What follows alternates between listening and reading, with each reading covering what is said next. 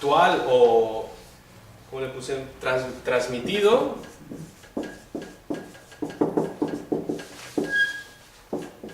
sí que hay algunos fallos.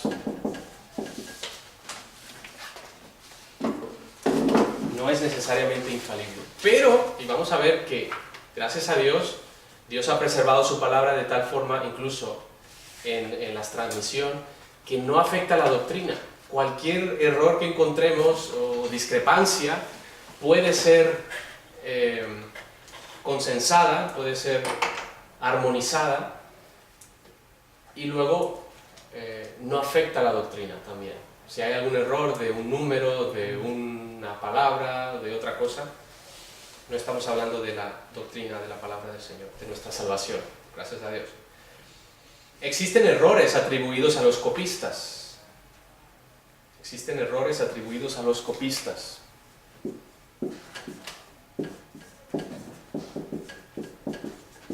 Es muy difícil escribir algo sin error. Yo ya llevo varios aquí apuntados que tengo que corregir para la siguiente ocasión, porque imagínate, y es en ordenador, imagínate a mano, pues claro, es muy distinto. ¿Puedes leer, hermano Joaquín, la pregunta que viene ahí? ¿Estamos otra vez de vuelta en el problema de errores en la Biblia? De ninguna manera, pues hay una gran diferencia entre un documento que estuvo equivocado desde un principio y un documento que expresó la verdad en el original, pero que fue mal copiado. Por ejemplo, ahí pongo, esta lección puede contener errores tipográficos, pero es comprensible. O sea, tú puedes entender si pone la en lugar de lo, o le falta una S o lo que sea, pero se entiende el mensaje. Y aquí dice Arker, es muy distinto que el documento haya estado equivocado desde el principio a que el documento expresó la verdad en el principio, o sea, no tenía error, y luego tuvo errores de copias. Es muy distinto, ¿vale? Otra vez, Gleason Arker dice, este es otro libro que él tiene, Enciclopedia de Discrepancias Bíblicas, menciona 8 puntos que podemos hacer cuando encontremos una discrepancia. Número 1, debes estar completamente seguro de que existe una respuesta satisfactoria. O sea, quédate tranquilo, existe una respuesta satisfactoria aún si no se ha encontrado todavía. Muchos decían, bueno, hay varias cosas en el Nuevo Testamento, me acuerdo, la palabra que menciona Jesucristo, tetelestai, decían, pues esa palabra, nunca se ha usado esa palabra, tetelestai, porque está ahí en el griego, no sé, uno de los evangelios. Y luego, en las excavaciones y todo esto, encontraron que cuando se saldaba una deuda, se ponía tetelestai, que quiere decir, ya está, pagado por completo. Y dijeron, vaya. Y al principio a lo mejor decían, pues ha de ser un error de la Biblia, ¿no? Pero si nos esperamos, la situación se aclarará, sin duda. También cuando se hablaba de procónsul, también Lucas creo que habla de un tal procónsul, y decían, bueno, esa posición nunca, en el mundo romano, nunca se había sabido de que existiera, y después se encontró evidencia de que sí que existía esa posición. Así que, aún si no se encuentra todavía, tranquilo. Número 2, no concluyas a priori cada vez que surge una discrepancia. A priori es de primeras, no concluyas rápidamente. ¿Okay?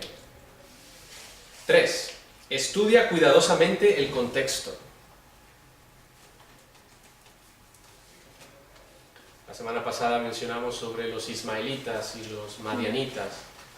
Una persona que estudie un poco el contexto sabría de qué se está hablando, y de que los madianitas son descendientes de Ismael, y que al final son los mismos. ¿Vale? Número 4, basa tu estudio en una profunda exégesis. Exégesis. Exégesis es un extraer, ¿cómo se dice? Interpretar, extrayendo las verdades de la palabra de Dios. ¿Cómo se diría mejor? Que me estoy liando. Una exégesis es un estudio, es el estudio de la palabra de Dios para extraer lo que realmente quiere decir. Más o menos. Se me olvida la definición técnica. Número 5. Busca armonizar los detalles. Busca armonizar los detalles.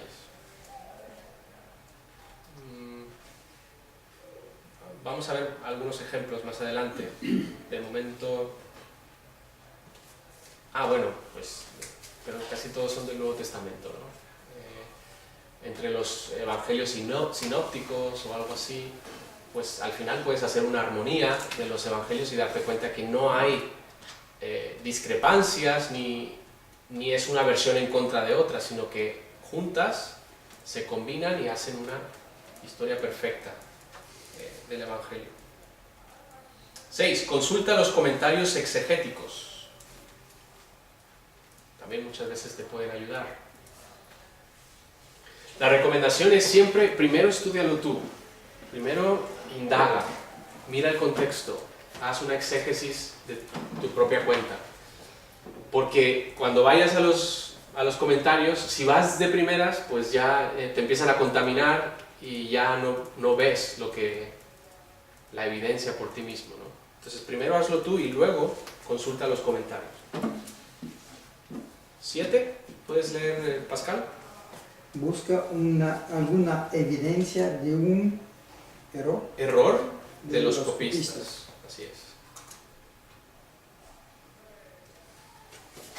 ¿Cómo estáis de calor? ¿Tenéis calor? Pascal me echa la mirada. Voy a ponerlo suave, ¿no? Que yo... Cuando hablo empiezo a sudar.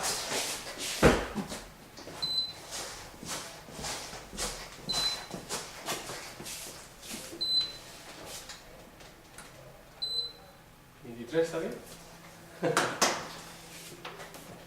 Error de los copistas. ¿Y la 8, Ana? Recuerda que la arqueología no es una ciencia precisa. La arqueología no es una ciencia precisa. Y bueno, cuando veamos lo de arqueología vais a ver que a veces las cosas no se encuentran donde se supone que deben estar o en el tiempo que se supone que deberían estar, porque las cosas son en otras fechas, ¿no? Muy bien, siguiente punto, ejemplos de aparentes discrepancias. Y aquí están los ejemplos. ¿Y luego algunos de estos ejemplos podemos usarlos para el trabajo? Sí, si queréis. Pero bueno, es que casi está resuelto. Vale. Bueno, pero ya veréis algunos tipos, ¿sí? Discrepancias numéricas. Es uno de los ejemplos que vamos a ver. Hay básicamente tres.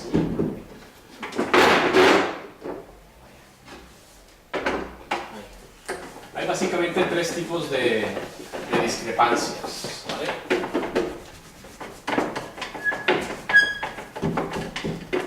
Discrepancias numéricas,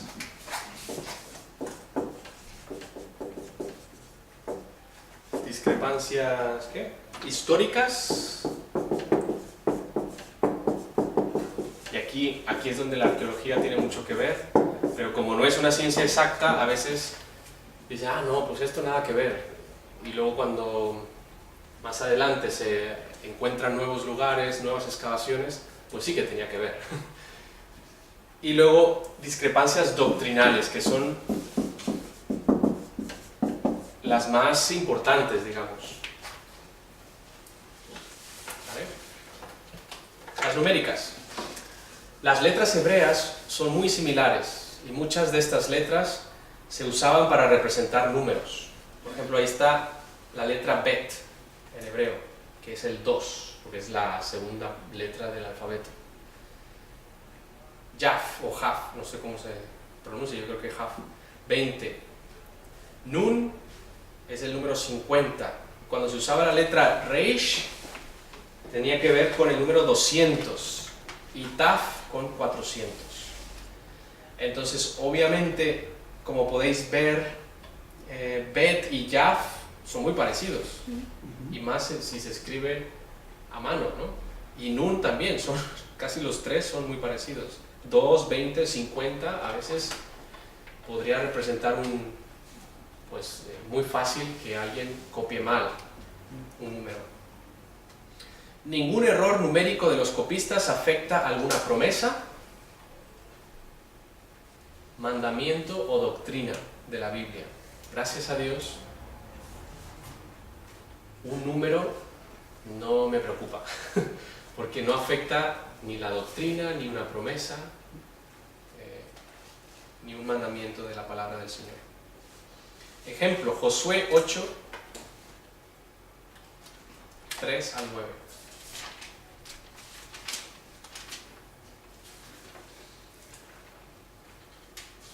Si queréis verlo vosotros, podéis abrirlo en Josué 8, 3 al 9.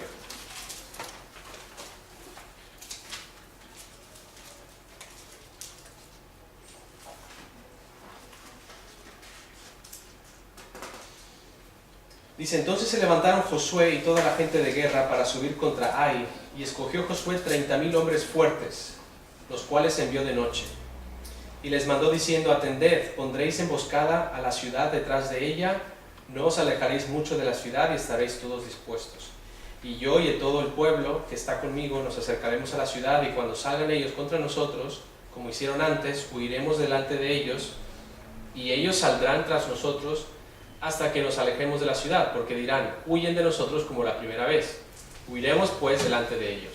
Entonces vosotros os levantaréis de la emboscada y tomaréis la ciudad, pues Jehová vuestro Dios la entregará en vuestras manos.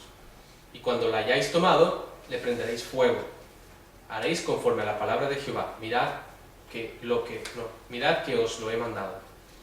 Entonces Josué los envió, y ellos se fueron a la emboscada y se pusieron entre Betel y Ai, al occidente de Ai, y Josué se quedó aquella noche en medio del pueblo.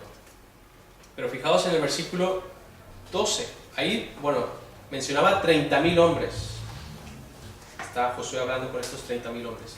Versículo 12 dice, entonces Josué y todo Israel se fingieron vencidos y huyeron delante de ellos por el camino del desierto. Ay, que estoy leyendo 15, ¿no?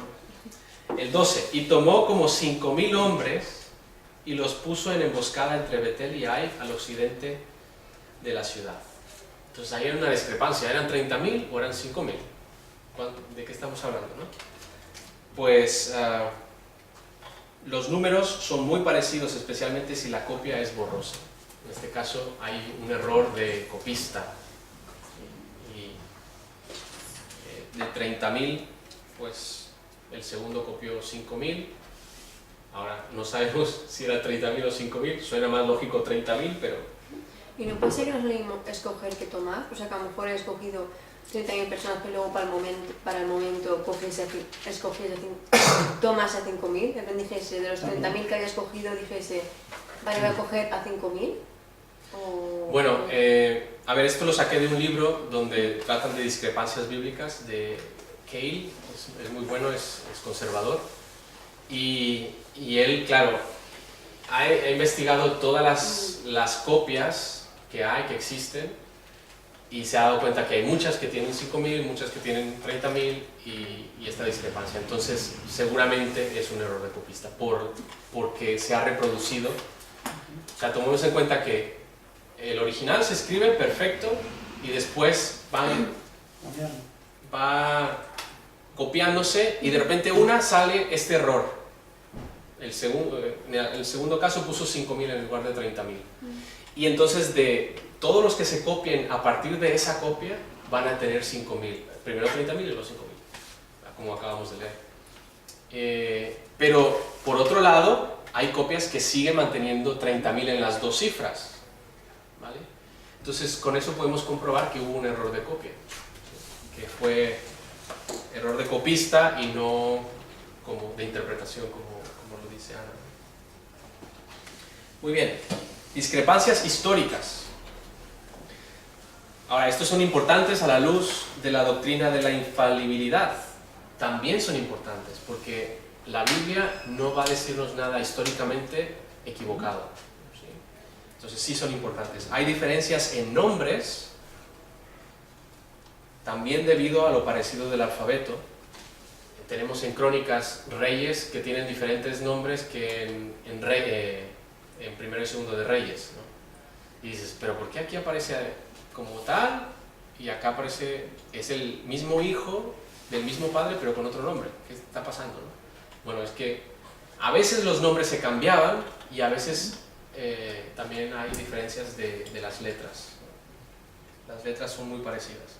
En ejemplo, en francés, Isaías es Esaí con una E. Y el término Isaí existe también, pero han copiado Esaí con una E. Una E. Porque, no sé, así es. Así es. Entonces, los nombres cambian debido a lo parecido del alfabeto, cambio de nombres o dos nombres para la misma persona. También se daba el caso. Había personas que tenían dos nombres. Creo que Mefiboset también tenía el nombre antiguo, anterior, que tenía algo que ver con Baal. No sé por qué, pero aparece que Jonatán tenía un hijo que se llamaba, no me acuerdo qué, Baal, algo de Baal.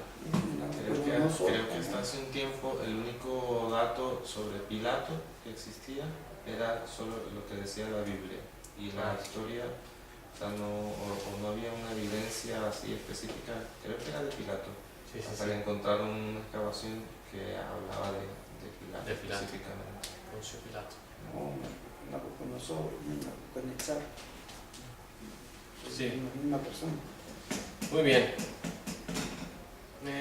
También palabras hebreas, puede haber palabras hebreas con varios significados. Y hay un ejemplo de hija y nieta, es la misma palabra. Entonces, claro, a veces puede haber, no tanto al copiar en el idioma original, pero sí al traducir, podemos tener problemas, ¿no? Ahora, aquí hay un ejemplo. Los hermanos de Ocosías masacrados. Segundo de Reyes 10.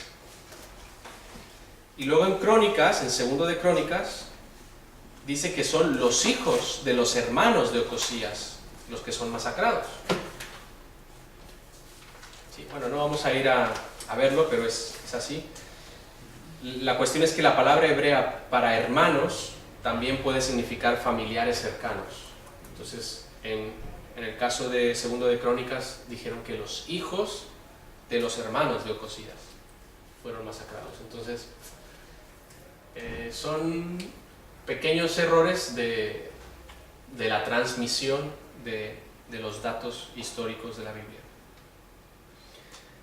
También Génesis 38, 28, bueno, esto ya lo hemos visto varias veces. ¿Fue José vendido a los madianitas o a los ismaelitas? Pues, Uno es raíz del otro. Es curioso, ahora que dices esto de que la misma palabra para hermanos puede significar familiares, que los católicos creo que usan este mismo argumento para decir que los hermanos de Jesús que mencionan no son hermanos, sino primos o familiares, porque la palabra que usaban era similar. pero ese es griego. Sí, no sé si se manifiesta en el mismo... Yo creo que no, el griego es más exacto. Habría que investigarlo, pero a lo mejor están usando un argumento del Antiguo Testamento para defender algo que está en el Nuevo, ¿no? Pues seguramente. Muy bien. Ahora sí vamos a discrepancias doctrinales, y ya con esto terminamos. Lo más importante, y aquí vamos a ponernos alguna prueba de qué pensáis en estas cosas. Son las más importantes y se pueden reconciliar, aunque algunas no las podamos entender. ¿Sí? Por ejemplo, la Trinidad. 3 personas o 3 Dios, un Dios.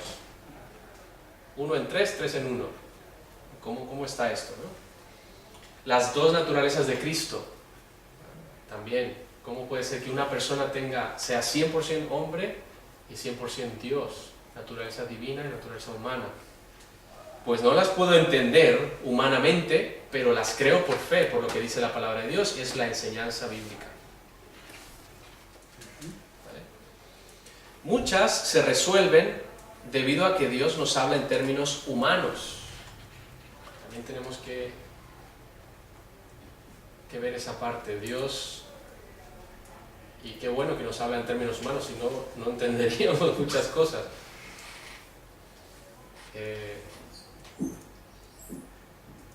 Porque nuestra mente es finita, y ¿cómo vamos a conocer a un Dios infinito si nos hablara en sus términos? Tiene que hablarnos en los nuestros. Entonces, Dios no olvida a los justos, pero se acordó de Noé. ¿Por qué dice que se acordó de Noé? Pues no, que Dios no olvida a los justos. ¿Qué está pasando aquí? Entonces, ¿qué quedamos? ¿Dios sí se olvida de los justos a veces? No, es una expresión humana para que tú entiendas, y yo, de que puso su atención en Noé y le sacó y le libró, le trajo al lugar seco donde podría ya salir del arca. Dios no se cansa, pero descansó el séptimo día, por ejemplo. ¿Lo entendemos? Sí, ¿no? Tú y yo sí, pero luego si vamos allá afuera, vamos a ver, Dios, todo lo puede Dios, sí. ¿Y entonces por qué no elimina el pecado? Esas cosas, ¿no? Entonces, Dios no se cansa, ¿no? Porque Él es Dios. ¿Y entonces por qué dice que el séptimo día descansó? Pues es también para darnos a entender que reposó, que dejó la actividad. No que estuviera muy cansado y tuviera que reponer su poder con la luz del sol, ¿verdad? Y todas estas cosas. Sino simplemente que cesó su trabajo. Cesó porque había un tiempo que tenía que cesar y punto. Y aparte porque su semana de trabajo, con ese día de descanso, es enseñanza para nosotros. Claro. Porque al final Es Dios la utiliza para decirnos, tienes que reposar, tienes que descansar un día. Dios se arrepintió, a veces hay esta expresión. Entonces Dios se arrepintió del mal que les iba a hacer al pueblo de Israel, por ejemplo, en el desierto o algo así. O con los ninivitas, Dios se arrepintió de destruirlos. ¿Por qué se arrepiente? Si Dios ha dicho algo, tiene que cumplirlo, ¿no? Bueno, pero está su misericordia, y también nos habla en nuestros términos, cómo tú te retractas en ocasiones de lo que has dicho. Dice, Dios no es hombre para que mienta, ni hijo de hombre para Para que se arrepienta. Exacto. Entonces ahí podría estar en conflicto la palabra de Dios, en conflicto. Pero es que nos habla en nuestros términos, para que tú y yo entendamos que no hizo lo que había, en su misericordia no hizo lo que merecía esa gente. Otros ejemplos. Dios es el autor del mal. Anda, ¿sabías tú esto? No. Bueno, pues vamos a ver, Isaías 45:7.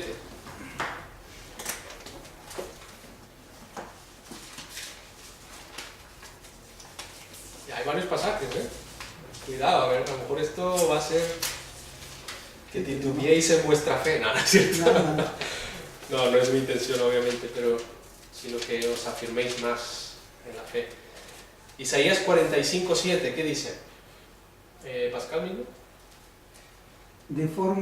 Que formo la luz y creo las tinieblas, que hago la paz y creo la adversidad. Yo, Jehová, soy el que hago todo esto. Él dice que crea la adversidad. Pero más específicamente Jeremías lo dice. Jeremías 18:11.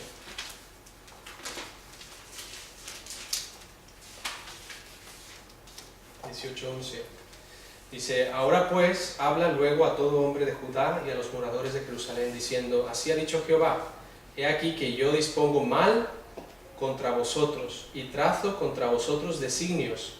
Conviértase ahora cada uno de su mal camino y mejore sus caminos y sus obras. Así que él dispone mal. Lamentaciones, lo dejamos claro.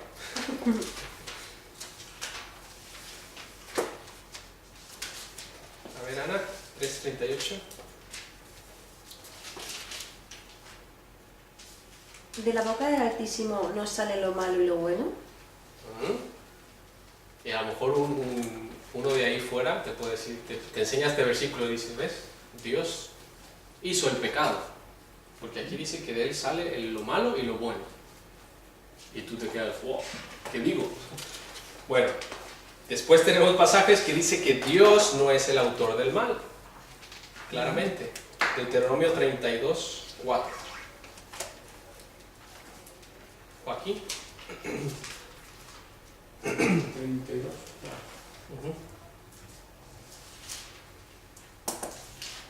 Él es la roca cuya obra es perfecta, porque todos sus caminos son rectitud. Dios de verdad y sin ninguna iniquidad en él. Es justo y recto. Pero aún más claro, Salmo 5:4.